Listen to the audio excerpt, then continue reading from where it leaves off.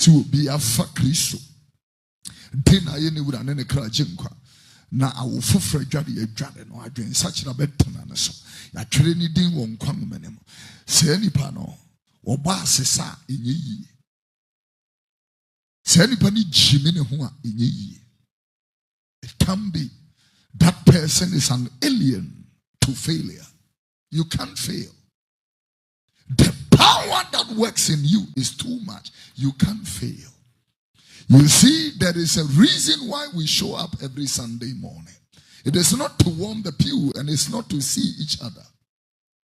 There is a very, very, very good reason why we come to fellowship. The Bible said in Acts chapter 13 and verse number 44, he made a submission in the word of the Lord. The scripture said, and then on that Sabbath day, they all came together. Almost the entire city came together to hear the exalted word of God. Why will they hear the word of God? Because in the word is clarity of purpose. In the word is a purpose-driven life. In the word is the salt of the earth and the light of the world.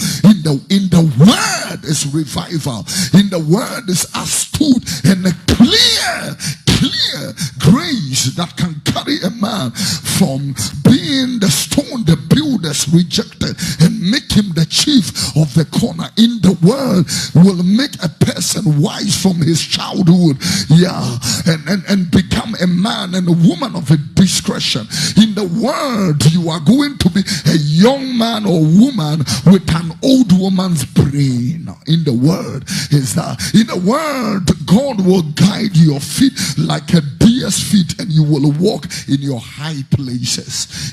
In the word of God, that is why this is where when we are swearing in the president of Ghana, we put the word of God in his hand and ask him to make an oath that you pledge through faith and allegiance that you would defend the constitution of the Republic of Ghana and that you would do right to all manner. Why don't they give the constitution to swear by the constitution?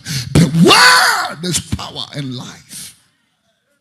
So Paul said in Romans chapter 1 and verse number 16, I'm not ashamed of the word of God because it is the power of God. The word is the power.